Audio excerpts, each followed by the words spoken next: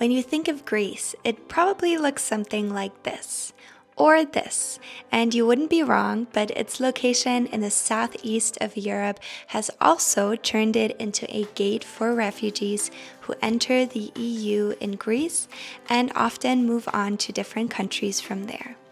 One of those refugees was James. He fled from his home in Afghanistan after having to fear for his life because he became a Christian. Now he works with refugees in Athens, and I came to visit him in 2021 before my one-year-long bike trip to see his work and hear his amazing story. With me came my sister Linda, who met James at a Bible school in Germany and introduced us. His story is one of the most powerful testimonies I have ever heard, so I was very curious to see what his life looked like in Athens. When I was in Afghanistan, I worked with Swedish Army. So when I spent time with Swedish Army, I really liked them. So I was so curious about Christian religion, and I decided to buy a Bible. So in Afghanistan, it's very difficult to find a Bible. If you sell or buy, it's not allowed. If you give a Bible to someone, that means you give your life. I bought a Bible for 1 month of my salary, like around $250. So I was like, okay, and this thing was nice, but everything that was in the Bible was against my faith. And somehow I liked the Bible, somehow not.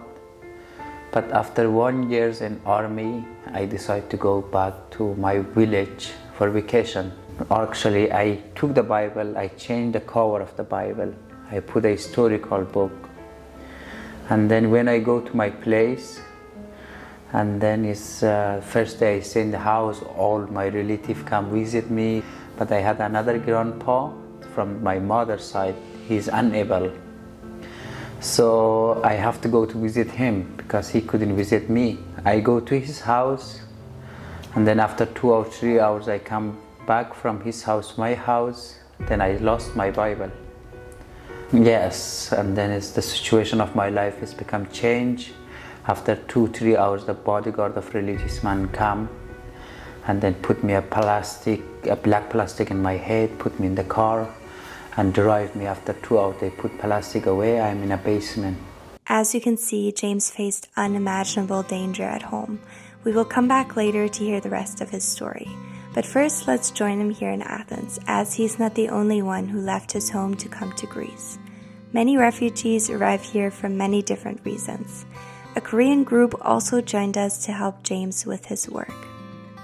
So Greece is in Victoria Park is the first step that they see Christian people. They don't have no idea about Christianity. When we say we are Christian, they're thinking about Hollywood movie, like a lot of bad things and sexual things. They have this kind of imagination about Christian. So we are like, when they come, they see us, we are a picture of Christ for them. They don't see first Jesus like a cycle, we are around God. First they see us, if we are good, if we are nice, if we have hospitality, and then they curious about Jesus. So let's make coffee and tea. We prepared some tea and coffee to share with the refugees, and Linda even taught some of us how to do balloon animals. James goes to Victoria Park just to show that he really cares about the refugees there. And as I don't want to make a spectacle out of them, I filmed very little there.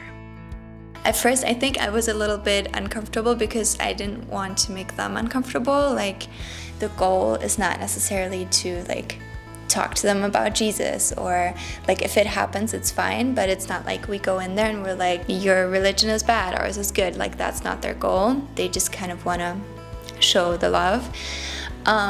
So I wasn't sure what can I say, what am I not supposed to say, so I think it was fine. The Korean group was there on a mission trip from YWAM, and they were so kind to invite us over for a meal. How are you guys? I feel like I'm on a reality TV show. Hi, nice to meet you. We had such a great time together. Linda and I tried Korean food for the very first time, which was amazing. And later in the night, James shared his testimony with the group, which brings us back to where he left us earlier in the video, being taken into a basement from the religious leaders of his town after his Bible was discovered in Afghanistan. And then when I was in the basement, the bodyguard of religious man came in and asked me, hey, you have to tell us where you got the Bible. So I was in bad situation because I couldn't introduce the man who gave me Bible, because the religious man killed him because he think that he working as a missionary in Afghanistan. Kill him all, kill his families, not only him. So I was also the witness of death of that person is me. So he have to kill me too, to disappear what he did to that family, that man. So this situation was very difficult and very tough. I was suffering. They gave me 1 week times.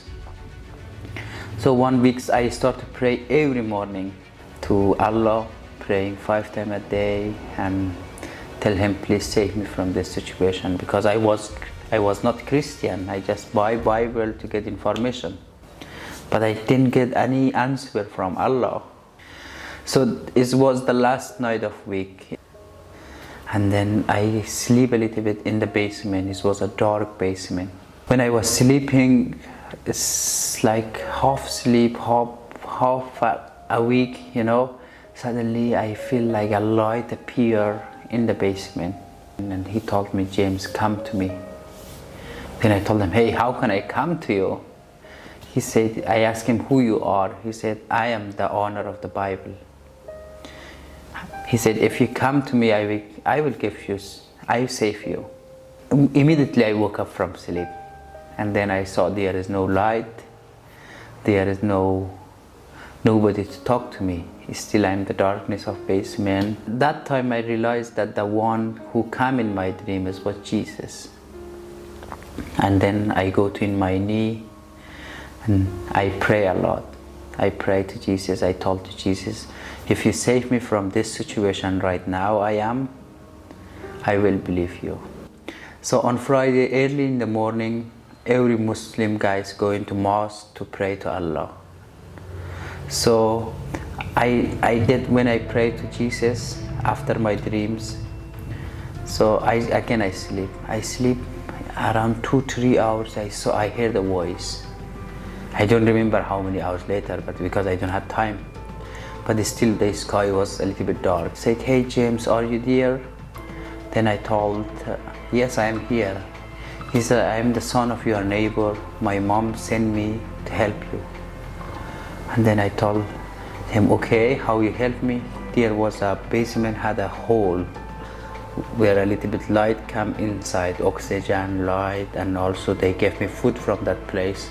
He make a little bit bigger the hole, and then he take from my hand and pull me out from the basement. So he take me to his motorbike, he drive me the next village. Next village I got a car and drive to capital of Afghanistan. When I arrived in capital of Afghanistan, that time I understood that Jesus saved me from one step to die.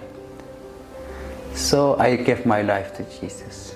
It's hard to imagine what James had to go through, but at the same time, I find his testimony so encouraging, because Jesus says, the one who seeks finds, and to the one who knocks, the door will be opened. And James' story is a testament to exactly that. Even with all of this hardship, I experienced him as one of the happiest people I know, always smiling and cracking jokes. This trip really encouraged me to keep visiting Christians in different parts of the world, because I think we need to hear each other's stories and we need to encourage each other. But this was only part one of my time in Greece, so don't forget to subscribe to not miss the next part.